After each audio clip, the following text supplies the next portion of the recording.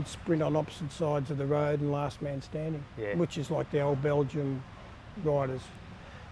The best bike rider is the one who can hurt himself 5 minutes longer than the other bike rider. Yeah. You know, Not bad. not bad. Yeah.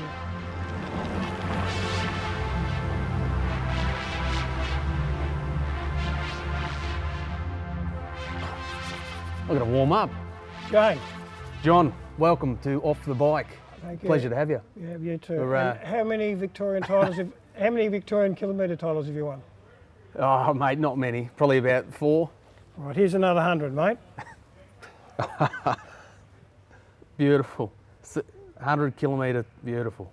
Thank you very much. And how many Australian kilometre titles have you won? Probably a few more, maybe 6. All right, here's another 5.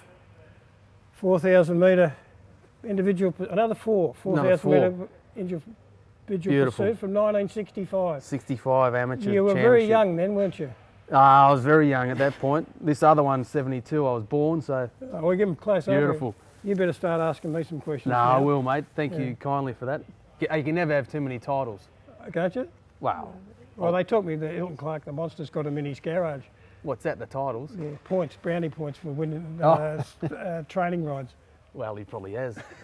You guys, well, talking of Hilton Clark, there's, 1968 Olympics. Yep. You guys rode there together? Yep. That was your first Olympics. Yeah, we warming up one day and we were on the track and we're passing the Russian team, about 3 or 4 of them, and we're going very fast and we thought we'd show off. One of them swung up, hit the Monster midships and I went over the top. He broke his skate forward and I did my hip, but the physiotherapist put me back in. I thought I couldn't walk, but he put the nerve back in over the hip and that was it. But Hilton just rode but couldn't start properly because he broke his skate forward. Really? Yeah. So individual pursuit teams as well? No, they didn't have any teams in 68 and my 5 or 10 minutes of glory was because it was rarefied air. I was 7,000 feet above sea level. I held the world record for 5 minutes. 5 minutes. Not bad. So I've only got, I reckon I've got 15 minutes in different spasms of fame along the way. That's all right though, you can take that one. You take it, yeah. But Mexico City, as you said, altitude. I've been to altitude, a few times, and we stepped it up, did special, training and in the lead up to it. What was the lead up like for we went Mexico? 6 weeks beforehand. The first couple of days we weren't allowed to ride, and then you did a 10 or 20 kilometre ride, and by the end of the first week you get on the track and do a couple of efforts, and by about 10 days then you can start doing efforts. That was the theory then. I don't know about your days. Not much different, to be honest. They worked on about 7 to 10 days before you could really open up and push the limits. Just that acclimatisation, but as you found, it's certainly it is tough. You think thin air, you're going to go quicker, which you do, but obviously you've got less air to breathe as well. Yeah, I think I was what they call it, oxygen debt. I think 4,000 metre was just under it. In 68, my fastest time was in Jamaica, Commonwealth Games 2 years before at 4:58. Yeah. And the first time I rode there, I did 4:41. Okay. So it was, 18 seconds faster than at sea level. Yeah. So it was pretty fast with the thin air. Yeah. It's a fair bit. That's a fair fair You weight. know a bit about that too, don't you? Oh yeah, definitely, but not over 4K. Obviously, that certainly a distance I stayed away from. I wasn't too good at it. Let's go right back. We jumped in Olympic Games, but obviously before that there's I'm sure there's a fair bit of other work and stuff that you had to do. How'd you get into cycling? I don't really know. I think my father rode in Europe and skated a bit, and at school I was good at no sports. Okay. Tried football, soccer, running, swimming, no eyeball coordination. So I just loved riding my bike around the streets and up. And then I was about 14 and 15. I started riding my bike to school and back, and at lunchtime, 2 kilometres each way.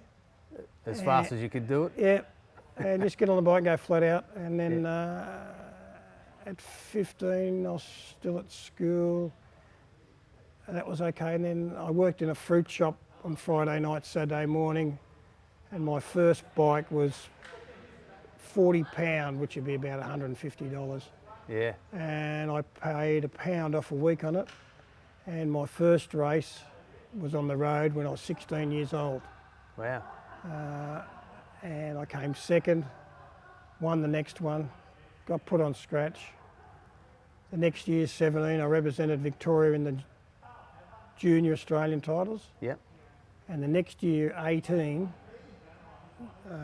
2 years riding the bike, I won my first Australian Pursuit Championship. Not bad. So I did it pretty quick. You did it very quick, I mate. didn't Didn't hang haven't around. haven't got much patience. It's No. all or nothing. So that's endurance events was always that was it from word go. That was what you loved. I don't know whether it's loved or it turned into a love, I suppose. Yeah. But what you said, I rode flat out all the time when I was riding to school and back for a couple of years, and I did that in my races. And it came into racing that I just rode flat out, and I wanted to be the strongest one all the time. Yeah, yeah. And I didn't know what sit-on sprinting was, and I was lucky with Footscray. There was a lot of strong riders there, and everyone wanted to try and beat each other by strength. Yeah. And there was no sit-on sprinters as such. No, just get rid of them if best you could. Yeah, but they were basically honest workers, and that got my strength. And Yeah.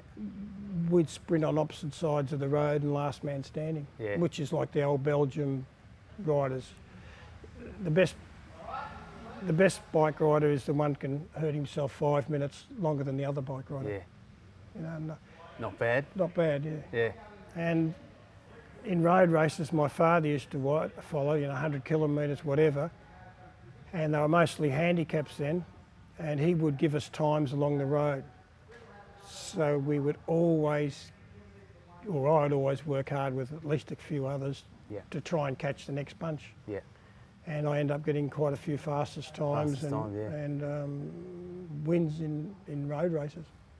Hey, nothing wrong with that, mate. That's And that's a good tactic. Gets your strength. That work. you know what it is. The harder you work, the easier it becomes racing. Yeah. I don't know if that's the right way of saying it, but Yeah. you become stronger than your opposition. Yeah, exactly. Yeah, you're right. I think the way you train, obviously you train, you're not just out there turning legs. There's got to be purpose to it, and obviously that's what you wanted to do. And And I just with the pursuit, I came third when I was 18 or 17, and then I won at the Victorian title when I was 18 at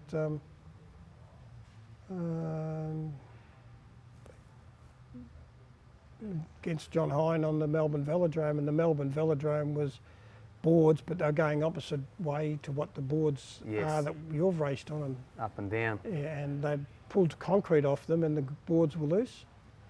So in hindsight, they were very hard to ride for a big bloke because they had more resistance than a lighter bloke, and John Hine was a lighter bloke, so he beat me in one Victorian title, but never beat me in Australian title. That was it. Yeah, you rose to the occasion, the bigger ones. So let's just have a look. So 68 Olympics. Your results there? Fourth, and 72 Olympics again. fourth, It was 2 fourths. That's what I thought. and 67 world titles in Amsterdam, fourth. Yeah. 66 Commonwealth Games in Jamaica, second. Yeah. 70 Commonwealth Games missed out because I broke my femur 10 weeks beforehand. And when I came fourth in 72, I said, that's it. I'm not going to hang around for another 4 years and come fourth again because I'm not getting any better. That was it. And I turned pro for a couple of years just as a matter of keep my interest going. Yeah. And So that was, in hindsight, that was good because I ended up winning the Warrnambool. Warner, yeah. So when did you turn pro? That was just after returning from 73. I was going to give the bikes away at 72, and a small promoter from Sydney, John Scott, said, you turned pro, we'll invite Hugh Porter out the pursuit and you can ride him. And I got an amazing $300 to turn pro in 1973. And there was about 1,000 or 2 at Brunswick track, and I just beat him, and that was pretty good because he was English, and all the Australians said, you know, go Hoss, beat the pommy basket. So they were all happy because I beat the pommy basket. You got him. And you know, how many times world champion was Hugh Porter? 5 or? Yeah, 5, something? about 5, let's say, from one of 5 or 6, I don't know. I think, yeah, he won a few. So that, I'm sure you were pretty happy to get that one up on him there. Yeah, well, that made the staying pro. It was only, that was 1973, I was only 29, so. But I had a young child and wife and didn't have the money to keep on, or sponsorship, or, you know. That's, I was going to ask you, you know, so while you're competing, leading up to Olympic Games, etc., like, it's obviously not the dollars that are involved today. What was keeping you going financially? I was working, my wife was working. Yeah. I'd punch her a tyre and it was more than my wife's wages. The tyre. And that hurt. That hurt at the time. And that's unreal, isn't it? Yeah, and when we went to the Olympic Games, I can't remember which one. One person I was working for paid me. So that company paid me for the 6 or 8 weeks we were away, and the other one didn't pay me. Okay. So I was 6 or 8 weeks without pay.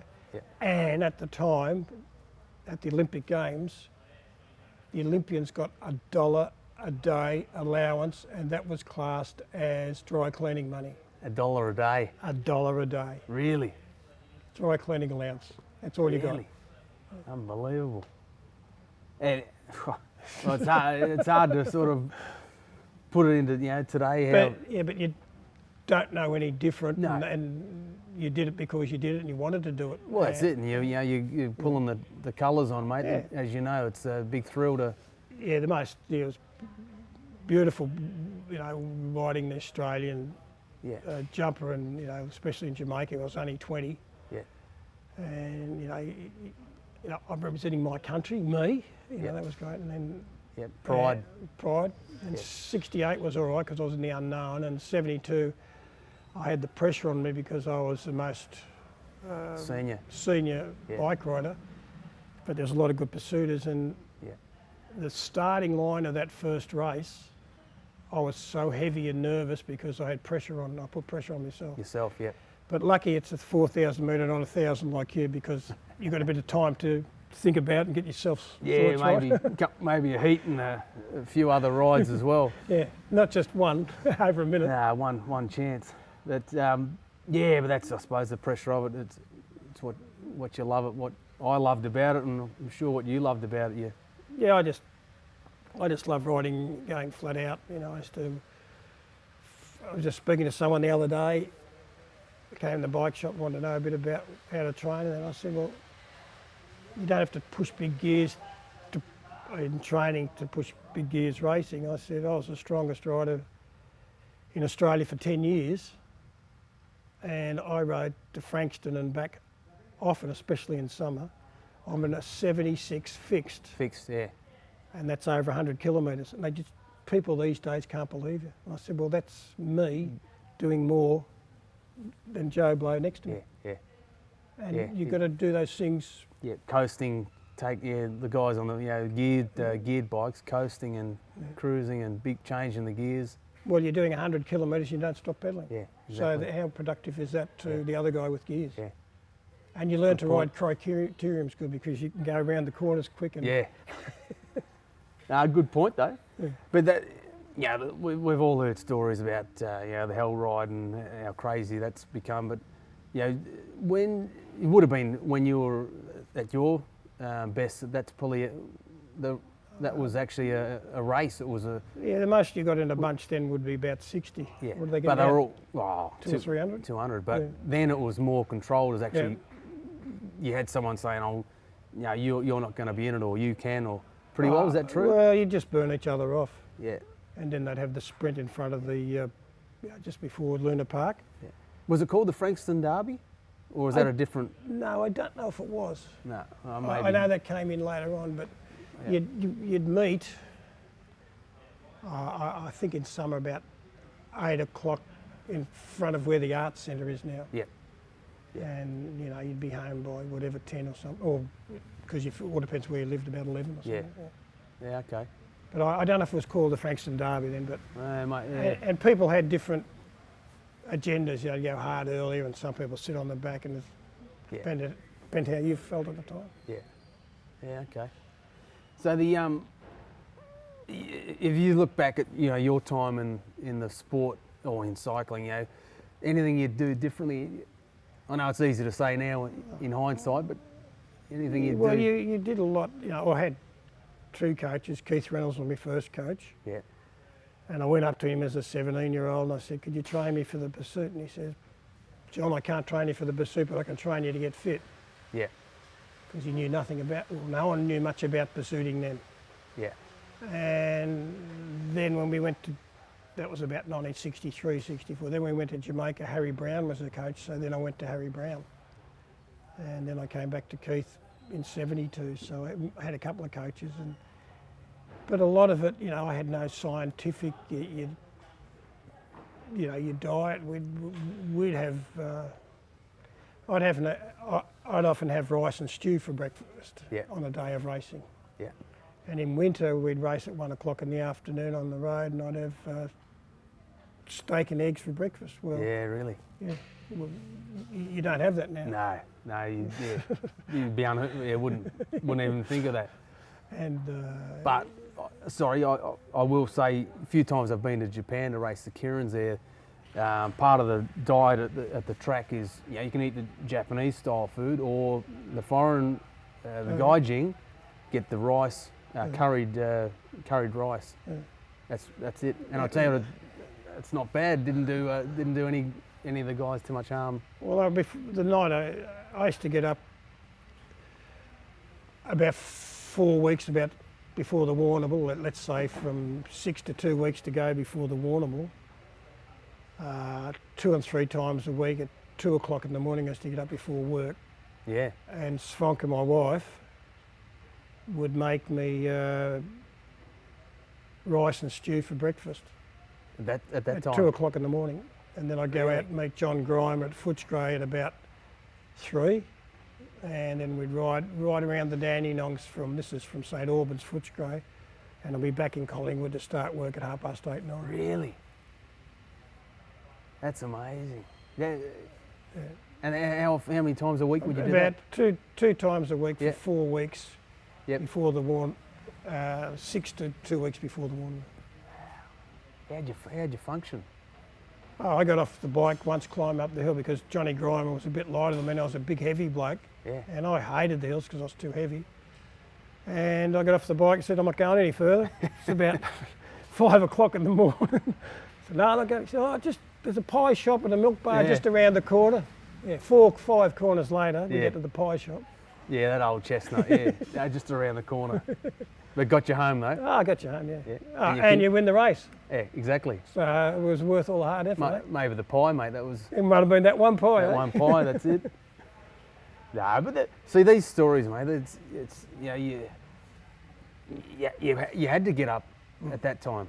Because what other choice did you have? Well, 90% of the riders worked. Yeah. You know, good riders worked then, and yeah.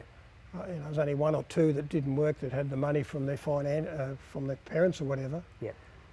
But you had to do it, and you wanted to do it, and you're hungry. Yeah, and people see us, riding from, St Albans is 20 kilometres from town, and would see us on the other side of Dandenong, which is 30 kilometres from town. Yeah. At 6 o'clock in the morning, and they say, "Gee, what are they doing? They're from, the other side of town, and they're here at 6." Yeah. So psychologically, and then the word gets around, and psychologically gets put a few of them down. Yeah. So, I've chatted to a few different guys, and was it more about like the last man standing sort of approach as well? Like the more, obviously you only had certain hours and days you could train in, but on road racing. Yeah, just in training. Like the more training was, the more you could do, the better it was. No, for want of a, and this is my own, what I did quality instead of quantity. Yeah, smart, yeah. And a lot of road riders was just hours in the saddle. Was the opposite. Yeah. And I would ride to work in the morning to Collingwood, which is about 20 kilometres, and I'd go flat out, often on a fixed gear, dodging buses. The tramway buses didn't have the acceleration now. You could sit on behind buses and get motor paced by a bus. Yeah. And then I'd do 40 odd kilometres on the way home, flat out. That was it. And on that training, I won a Victorian 100 kilometre road title, and I beat all the road riders for Olympic Games. That were out doing hours. They were and doing hours. 200 kilometres a day. Yeah. Very interesting. Like, you know, I think now, you know, there's been a change. A lot of the training, you know, from when I was, you know, racing during the 90s and 2000 was old school Eastern Bloc approach. Yeah. So it was more about the quantity. Yeah. More training you did, the better you're going to be. So that was a Charlie Walsh. Yeah, Charlie Walsh. And then post 2000 it changed. It was then more about the quality, which makes sense, doesn't it? Yeah, quality. Quality. Yeah. You still got to have your depth and your base, but it's quality. Yeah, if you put, you know, it's just natural for your body because you're building up your strength, you're pedaling and you're breathing and you're recovering and everything like that. So. Yeah, very, mate, you were well ahead of your time. You just, I'm not clever, but I'm not stupid. You just put these things and you listen to everyone and you take in what, you know, you want to take and you work out logically what's right. And that's that what worked. you do. Yeah. Well, obviously it worked well. Yeah. I suppose time, what'd you say, 10? Your career lasted how long? Started racing at 16 and went to virtually 29 and then only mucked around for a couple of years, so I only went 13 years, 14 years. So not bad, but in that time, you've mentioned some names earlier, some characters of the sport. Yeah. Who would you say was your toughest competitor? Whether, well, let's say Australia and let's say international. Put you on the spot here.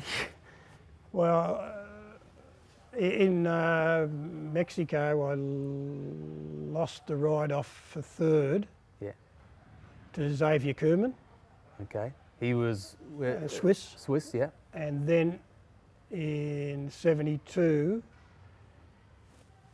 the guy who won it, Knudsen, was 5 seconds faster than Kerman and I in the first two rides.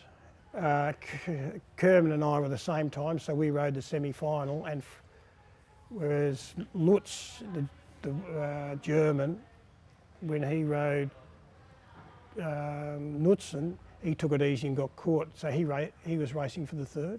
Mm-hmm. But Kerman and I were racing for second, and Kerman, we both did 4:45 and he beat me by 200ths of a second. So he came up and I had faster qualifying times than him, so that is you've got to give credit where it's due. Respect. But I don't think I had any peers or anything like that.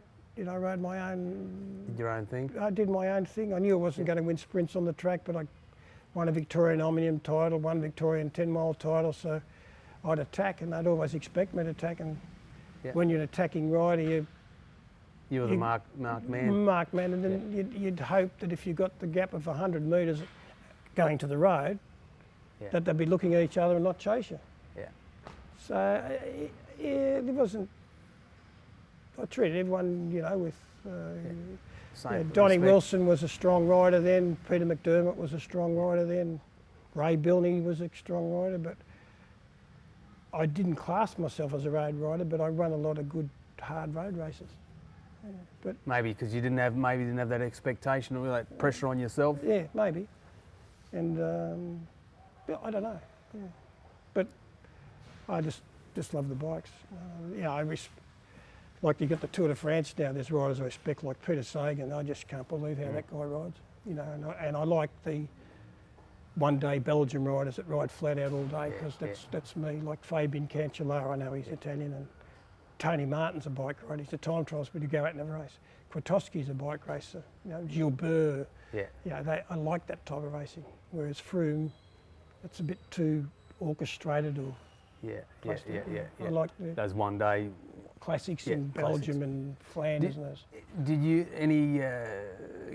any opportunity to race anything like that? No, when I went over the Classic world semi? titles, when I went over the world titles in 1967 in Amsterdam, which is a bit deja vu because my father came from Holland. Okay, yeah. And my uncle saw me, so that was quite important for him. And I rode 2 criteriums and came 12th and 15th. In Holland, yeah. In Holland, and the guy that won both of them was Ron Webb. Ah, yeah. Who won a world road title. Didn't he? Was Ron Webb? Not Ron Webb, the track builder. Oh, no, sorry, I'm thinking the track builder. Yeah, no, it wasn't. Nah. No, so I think So, you know, that was only a limited thing I did, Okay. He's a Dutch. Was he a No, Dutch guy? Was he? Englishman. Englishman. No, not aware of that one. Yeah, okay. So, where am I? Let me just. I've got a big disappointment. Eh? You want to ask me what my biggest disappointment was? We'll get there. Get your notes, come on. Nah, we're just rolling, mate. We're going well. Oh, he's going to edit it anyway, isn't he? No. Oh, this is fair dinkum. Yeah, no editing, mate. Oh, Ross, jeez. Come, hurry up. Just going to go straight through and no bullshit here. Okay, talked about your career and, you know, where you've been and come from and all that. Yep. I think most cyclists or most sports people have a roller coaster ride. Can you share with us any disappointments or any of your best moments? The best moment was, you know, coming second in the Commonwealth Games. That was in Jamaica in 1966. I was 20 and representing Australia at Olympic Games both times was fantastic. Yeah. Very disappointing times when you're 4th in 2 Olympic Games and you see the other 3 go up and get the medal. Yeah. That's very disappointing. Yeah. And I broke down and cried in Munich. Yeah. Because that was my last chance virtually. And the disappointment, I broke my leg 10 or 11 weeks before the Commonwealth Games in Edinburgh in 1970. And I missed out on a trip to the Commonwealth Games. How'd you break that?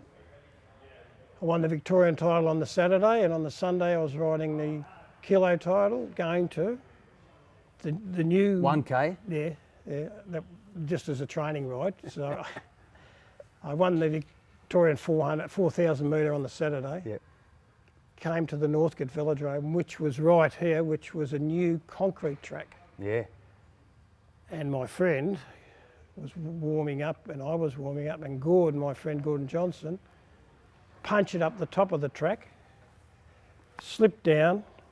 He didn't take you out. And I was behind him, not riding with him, and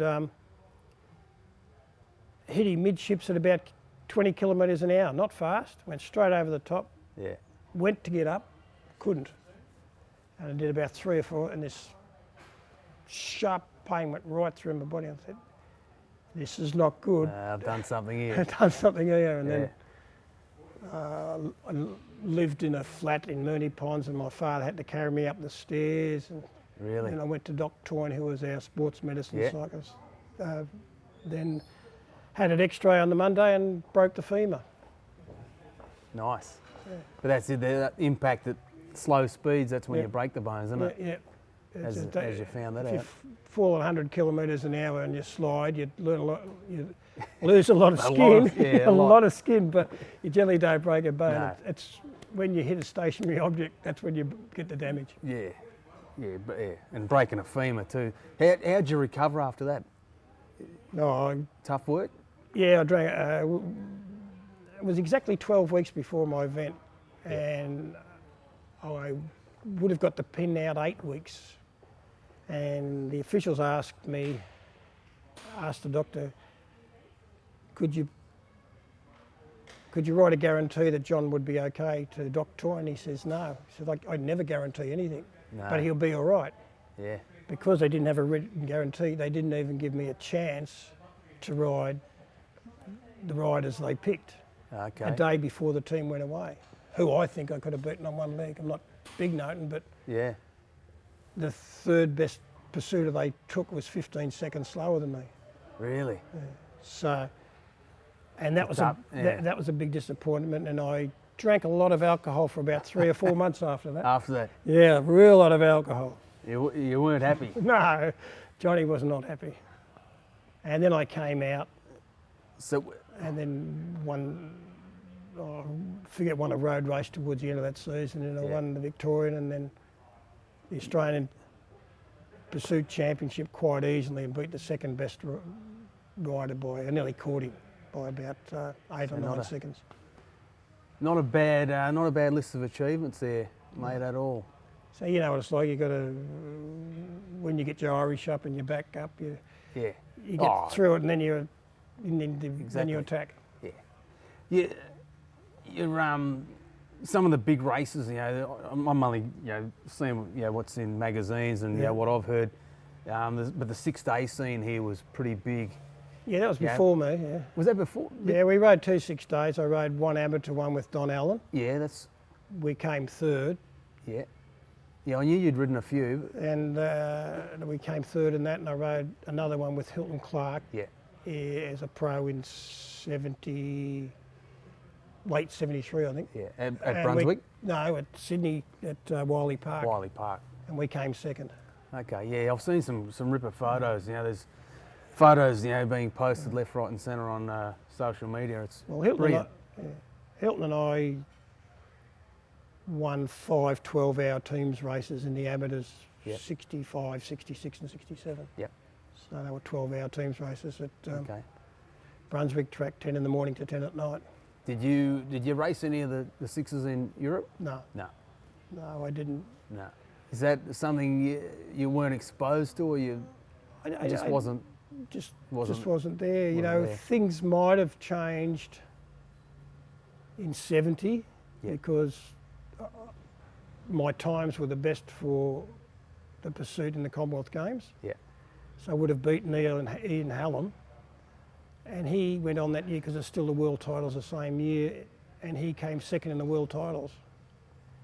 So thinking of that, in hindsight, I should have come second in the world titles, and maybe that would have given me something to stay with it. Yeah, but that's pies in the skies. You Yeah, exactly. Maybe, maybe not, you know. Yeah, what ifs? Yeah, that's right. Yeah, there's always, yeah. Well, mate, you said about your disappointments. You've earlier. got a couple too, haven't you? I got a few, but when you said about You would have liked cleats or toe straps or something. yeah, I'm famous for pulling my foot out, aren't I? Yeah, no, it's not a very, that's a very bad memory. It is, but I learnt from it. But also, you said you had 2 fourths at Olympic Games. I've had a few of them myself, and I know how demoralising it is to see that. The people or the other guys walk up onto the podium. That's what I said. I broke down in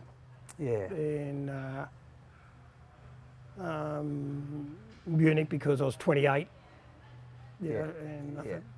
And then that was enough. I said, I'm not going to hang around to 32. I haven't got the money, and now the bike riders are riding to 36 plus.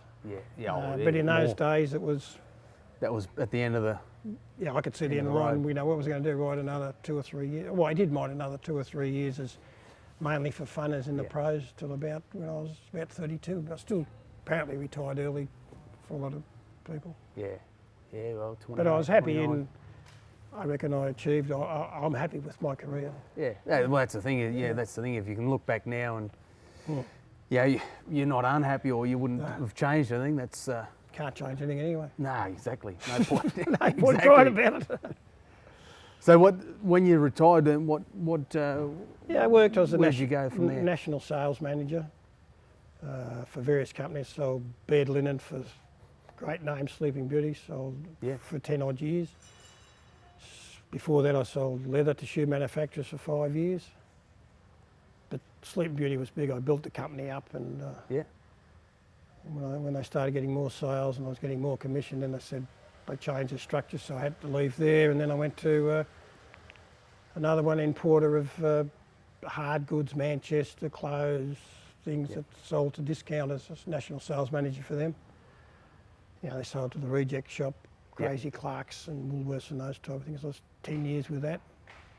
But I've always been in sales. In sales, yeah. Yeah, so, which was good for me because as a bike rider I wasn't structured, I was on my own, and I was always a big cog in a small wheel, so I helped build small companies up to big companies, and I was pretty autonomous. I could work by myself and motivate myself like I did on my bike, and I could get myself going to increase their business up, which was give me an extension of my cycling career. You know, so, and that was very rewarding for those years. You know, I was quite happy with the career path I took in. You know, I've been a salesman for about 40 odd years. Yeah. So. Yeah. Still now? No, I'm an old bugger. I'm 69. 69? Hey, I wouldn't have said that. I wouldn't have thought that, John. I've got a defibrillator. I've had a defibrillator since 58, since 11 and a half years. Really? One of my chambers in my heart collapsed, and I've had my second defibrillator last year, so I've had 2 defibrillators. I've had 3 heart attacks. Really? And that's been brought on, I think, by abusing my body so much, because as a bike rider, I was the strongest bike rider, and I made myself the strongest bike rider. My name was Hoss, my nickname was Hoss. Hoss, yeah.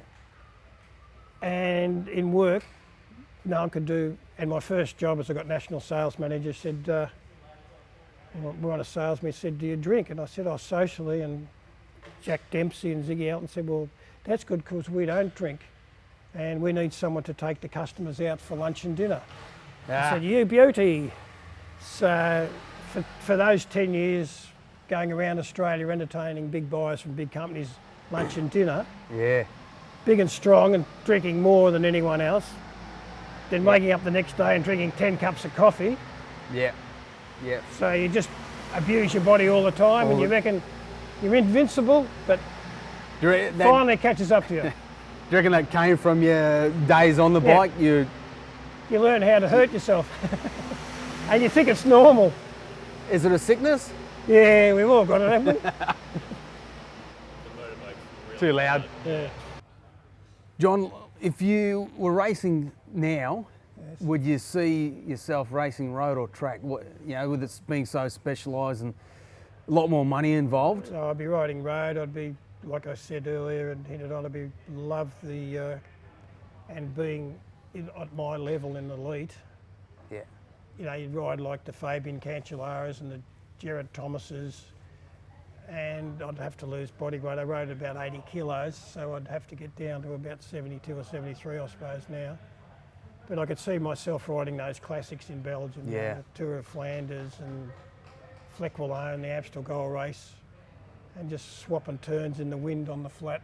Beautiful. Going to just the loving it. And getting on the side of the road with the wind and just letting them drop off one by one. And just hurting them. Yeah, hurting, and you just have, there's another one and another. You put little notches on your handlebar.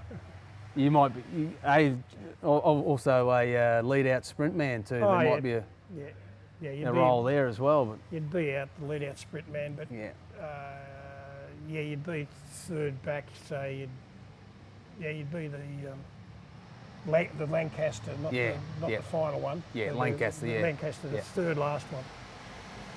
Yeah.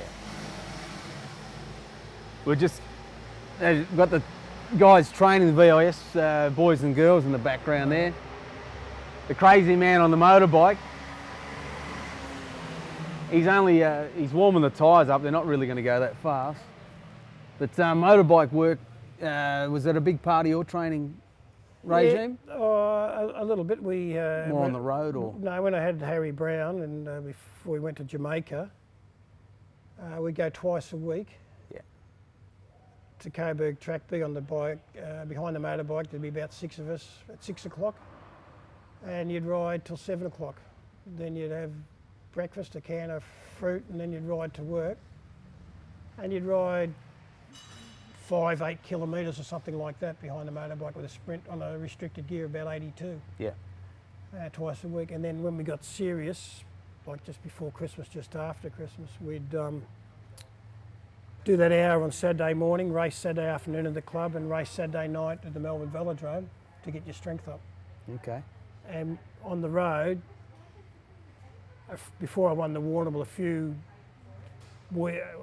of those weeks on Sunday, or instead of going around the Dandenongs, we'd ride to Portsea and back. Yeah. And we'd leave again about 2 o'clock in the morning, 3 o'clock in the morning. Get to Mornington at lunch, have 2 portergaffs, you know, stout and lemonade, pots of them, 2 steaks, great food, and the motorbike, and it was a Vespa, just had the right gear changes for a push bike. Yeah. Would take you home from Mornington to Deer Park, which is near Footscray, past Footscray.